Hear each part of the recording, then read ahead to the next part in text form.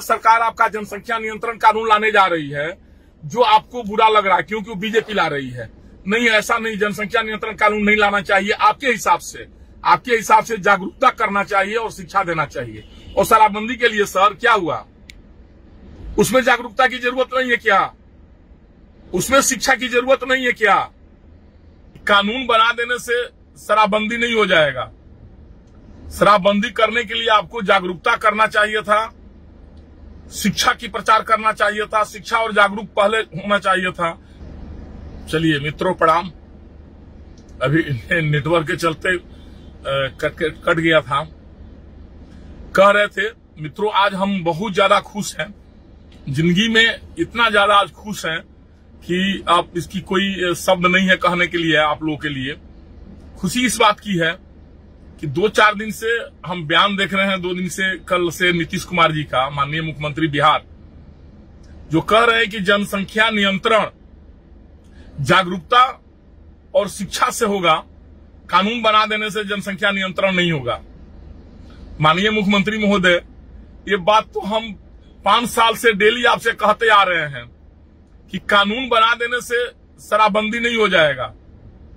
शराबबंदी करने के लिए आपको जागरूकता करना चाहिए था, शिक्षा की प्रचार करना चाहिए था, शिक्षा और जागरूक पहले होना चाहिए था, तब जाकर शराबबंदी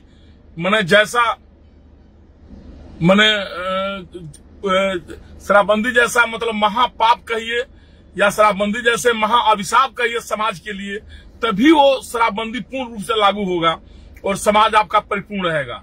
लेकिन आपने तो जो आज आप बोल रहे हैं, आज जो आपको बुद्धि खुला है कि जनसंख्या नियंत्रण कानून बना देने से नहीं होगा, उस दिन आपका बुद्धि कहाँ था? क्या जनसंख्या शराबबंदी करने से, शराबबंदी कानून लागू कर देने से शराब बंद हो गया क्या? आपने तो गांव-गांव, घर-घर, जो अब तो पहले तो भट्टी पर दारू मिलता था, अब तो गांव-गांव दारू बिकने लगे। गांव में 5-5, 6-6, 7-7, 10-10 लड़के सब दारू बेचना चालू कर दिए। जो भी बेरोजगार लड़के थे सब रोजगार में लग गए।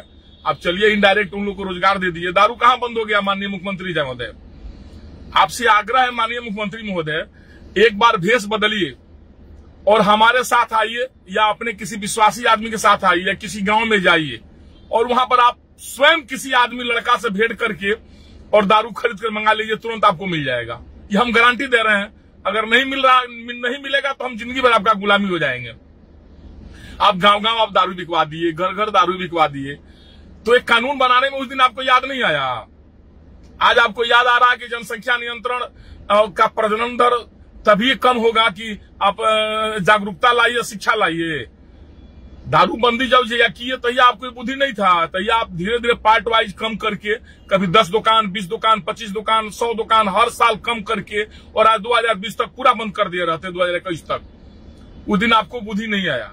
आपने तो कसम खा लिया माननीय मुख्यमंत्री महोदय। हम तो आपका आज बहुत बड़ा फैन हो गए हैं, बहुत बड़ा फैन आपका हम बन गए हैं कि आप तो कसम खा चुके हैं कि भारतीय जनता पार्टी जो कहेगी उसके विपक्ष में हम रहेंगे, उसका बात नहीं मानेंगे। हमको उस दिन याद है, सुशील कुमार मोदी जी इसके विरोध में थे शराबबंदी के, तो आपने कहा कि नहीं शराब बंद कर देंगे। पूरे देश में हर जगह दारू बिकता है, कहीं किसी राज्य में नहीं, कहीं बंदी नहीं है। आपने शराबबंदी कर दिया, सारा टैक्स खत्म कर दिया, बिहार का विकास आपने अवरुद्ध कर दिया पूरा के पूरा। सब माननीय सदस्य लोगों का 2-2 करोड़ रुपया आपने काट लिया कि हम कोरोना काल में सबको, क्या कोरोना काल में किए रुपया काट कर सब लोगों का, तो क्या किए रुपया काट करके, सो आप ही बताइए। वो तो उसी तरह आप शिक्षा विभाग में, क्या स्वास्थ्य विभाग में कहीं भेजे हैं, क्या किए हैं, नहीं किए हैं, किसी माननीय से आपने अनुशंसा नहीं लिया, कुछ नहीं किया। हम तो ताजुब करते हैं, पता नहीं गठबंधन धर्म पालन करने का सारा जिम्मा लगता है बीजेपी के ही हमारे राज्य स्तरीय नेता लोगों को हो, चाहे जिन नेता लोगों को, पता नहीं क्यों लोग आपको इतना महत्व देते हैं। जनसंख्या नियंत्रण कानून सरकार लाने जा रही है, प्रदेश सरकार आपका जनसंख्या नियंत्रण कानून लाने जा रही है जो आपको बुरा लग रहा है क्योंकि वो बीजेपी ला रही है। नहीं, ऐसा नहीं, जनसंख्या नियंत्रण कानून नहीं लाना चाहिए। आपके हिसाब से जागरूकता करना चाहिए और शिक्षा देना चाहिए। और शराबबंदी के लिए सर क्या हुआ, उसमें जागरूकता की जरूरत नहीं है क्या? उसमें शिक्षा की जरूरत नहीं है क्या? आप तो पिछले बार आपको बीजेपी ने कहा कि आप मंत्रिमंडल में शामिल हो जाइए, तो आप खिसियाइल बिल्ली खमान नोचे खिसिया के चलिए नहीं रुआ दिल्ली से, हम ना शामिल हो, हमरा 4 गो सीट चाहिए तो 5 गो सीट चाहिए। आज क्या है, कोई सीट पर मान गई नहीं रुआ, हमरा समझे में नहीं आवत। मैंने बीजेपी जो कही तो रुआ ना करब, ये एकदम राउर साफ ही ना इरादा बाटे, एकदम उल्टे रहे रुआ बीजेपी के। बीजेपी जो काम कही ओकरा उल्टे रुआ करब। ओकरे बाद भी पता नहीं बीजेपी के राज्य स्तरीय नेता लोग कहे रुआ सब कितना महत्व देता। अभी बैकुंठपुर का ताजा उदाहरण ले लेनी रुआ, अपना प्रिय जे रुआ के कहते कि हमार का लागम रुआ, उनकरा के रुआ निर्दलीय खड़ा करा के बीजेपी के उम्मीदवार वहां जो रहनी मिथिलेश तिवारी जी, उनकरा के रुआ हरवा देहनी। आज फिर उनकरा के पार्टी में रुआ मिला लेनी, मिला के उपाध्यक्ष बना देहनी। ये तो बहुत बड़ा और बड़प्पन बाटे भाई। इतना सुंदर गठबंधन धर्म पालन करने वाला हमरा तक केहू सुंदर नेता आज ना मिलल। बड़ा सुंदर गठबंधन रुआ पालन करतनी महाराज, तो बड़ा अच्छा बात कहा। गुप्तेश्वर बाबा के VRS दे के गुप्तेश्वर पांडे जी के, श्री गुप्तेश्वर पांडे जी के टिकट ना दिया, कितना अच्छा गठबंधन धर्म पालन भाई। वो कम के दे दिया गई आराम से कि भाई चलिए हमारे बतियों बच जाये। अमनौर से टिकट काट दिया गई चोकर बाबा के, शत्रुघ्न तिवारी जी के, ओजा अपना लोग के खड़ा करके जिता दिया गई। चलो भाई ओजा खत्म हो गई। राघव शरण पांडे की टिकट काट दिया गई। तो गठबंधन धर्म पालन करे के अगर केहू सीखे तो रुआ से सीखे। और बहुत बहुत धन्यवाद बाटे, हम बड़ा रुआ से खुश बनी। आज पहला बार रुआ से प्रभावित भइल बनी कि रुआ अपना दिल के बात कहले बनी कि जागरूकता से ही प्रजनन दर कम हुई और शिक्षा से। ये बात सही बा, ये दारू पर शराब पर भी लागू होकत रहल है, लेकिन रुआ वो बेरा तब पता नहीं कामना मन में रहनी, हमरा समझे में नहीं आई। आज रुआ से और आग्रह बाटे, मुख्यमंत्री महोदय रुआ विषय में का कहल जा। हम तो इतने रुआ से कहे कि कितना सुंदर रुआ विकास 2005 से 2010 ले कैले रहनी है। सगरी अपना विकासवा के कहे अब लिपा पोती रुआ करतानी। रुआ बस ये बा ना, राउर उम्र हो गई, का चाहतनी कुर्सियां लेकर ऊपर जाए स्वर्ग में। कुर्सियां यही जा रही, सब लोग ऊपर जा रहा बा, सब लोग चल गई, सब लोग जरा जब लिखल हो सब जाई। कसम बिहार के जनता के पीसी तो मत। पहले जानते नहीं राउर कितना अच्छा नेचर रहल हो। पहले रुआ 4 साल 4.5 साल खाली विकासे के बात करत रहनी है, और 6वें महीना में रुआ चुनाव लड़त रहनी है, जीत जात रहनी है। कितना पब्लिक के अच्छा लागत रहा, हमरो अच्छा लागत रहा, हमरा बहुत अच्छा फैन रहनी है। लेकिन अब तो रुआ 5 साल राजनीति करता नहीं कि राउर कुर्सी मत छीना जाओ, राउर कुर्सी मत छीना जाओ। कुर्सी रुआ पौआ ओकर ठोकत ठोकत चाहतनी कुर्सी के पौआ इतना सुंदर हम करी कि कुर्सी हमार टूटे ना, लेकिन ओकर बाद घून लाग गई बा कुर्सी में, कुर्सी तो राउर टूटबे करी। तो रुआ ये चाहता नहीं कि जिंदगी भर हम एथिये पर रही, कुर्सीये पर रही। अरे बिहार के जितना रुआ विकास कैले रहनी है, वो विकासवा के लिपि पोती मत, और लिपो पोतम तो राउर शिकायत होता। हम तो रुआ से आग्रह करब कि अब बहुत समय बा। देखिए पढ़ल लिखल शिक्षित आदमी में सबसे में कि IRS IAS से वहां के आयल बनी, वहां के हाथ में सत्ता दी। हम ये कोनो अपना लालचे नहीं कि बिहार के जनता के भलाई हो जाये। और रुआ मार्गदर्शन मंडल में बैठ के एकदम रुआ सलाह दी, मशवरा दी। रुआ कितना स्वाभिमानी रहनी। 2014 में केहू कुछ रुआ के ना कहल, लेकिन ओकर बाद रुआ हार गई तो सत्ता त्याग देनी, और जीतन राम मांझी सर के रुआ बना देनी मुख्यमंत्री। आज रुआ के कितना लोग शिकायत करता, राउर अपना दल के लोग राउर बात माने के तैयार नहीं थे, रुआ के नेता माने के तैयार नहीं थे। ओकरा बादो रुआ कुर्सी छोड़े के तैयार नहीं थी। मने एकरा का कहल रुआ बताई, का अपन प्रतिष्ठा गाँव तनी कितना सुंदर रुआ पहले रहनी है। अभियो त्याग करी, त्याग करके विकास 5 साल रुआ खाली राजनीति मत करी, कुछ विकास के भी अब जब तक RCP सर के लिए आई और दल में रुआ नेता कि बिहार की जनता के अब ज्यादा पेरी मत रुआ। और वह बहुत महिला सशक्तिकरण के बात करते रहे महाराज। राउए जिला नालंदा, अभी एक औरत हो जाके का बयान देता रही, दारू पी करके बेचारी रोड पर घूम रही थी, और क्या क्या मीडिया में बयान दिए हैं। एक नेता लोग पकड़नी है, औरतिया के रुआ चालान कर देनी, बेचारी चल गई जेल।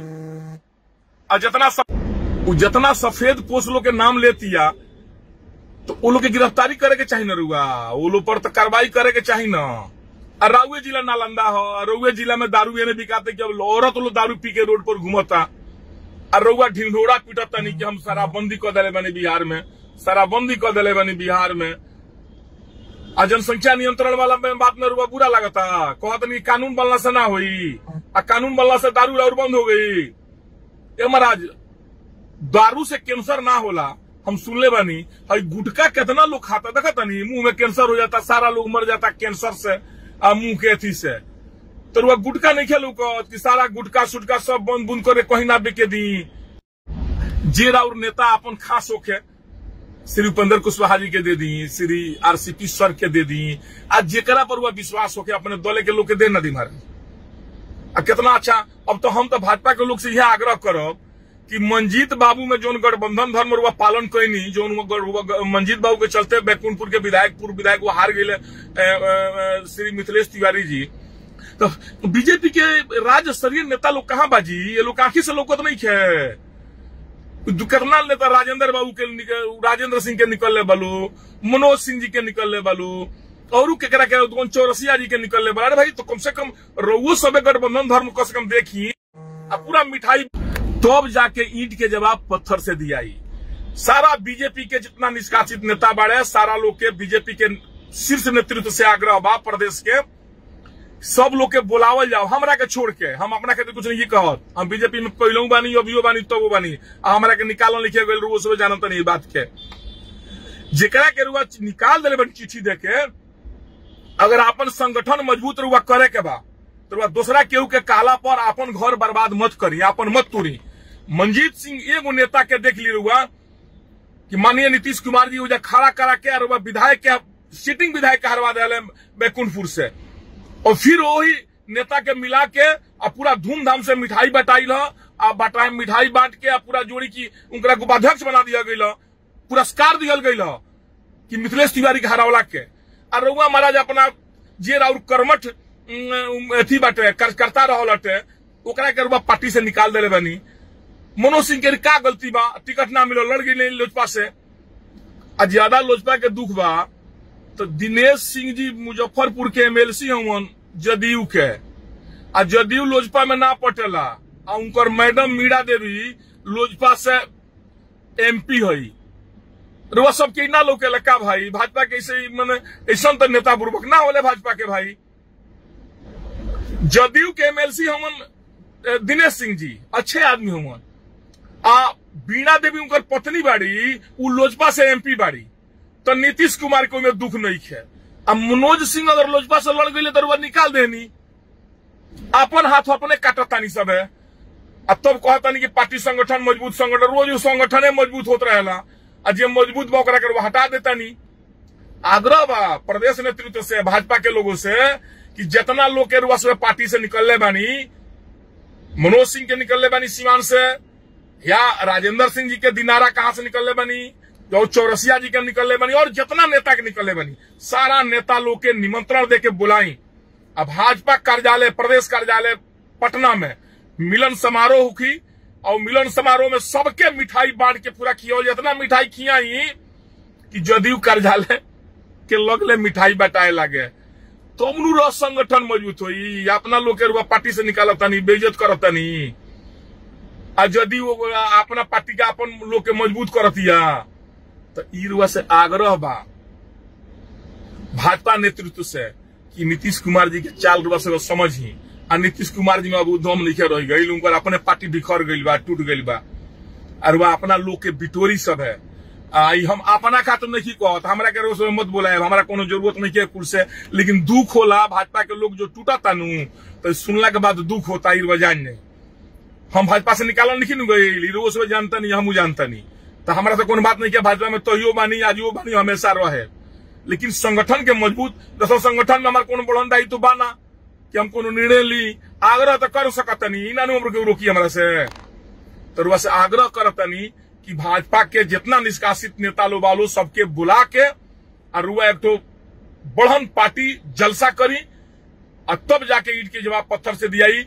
मंजीत सिंह के जेना बुला के बैकुंठपुर विधायक के हरौले, हरा के उनका पार्टी के उपाध्यक्ष बना दिया गई, और तबो रुआ सब चुपचाप लगाई बनी। गठबंधन धर्म खाली पालन भजपे के लोग के जिम्मे बका, रउवे गठबंधन पालन करो। जनसंख्या नियंत्रण कानून लिए होता नहीं तो कहता रहे नीतीश बाबू की का कह जाला एथी से हुई, जागरूकता से हुई और शिक्षा से हुई। और शराबबंदी कैसे हुई जी? शराबबंदी में जागरूकता ना चाहिए, शिक्षा ना चाहिए।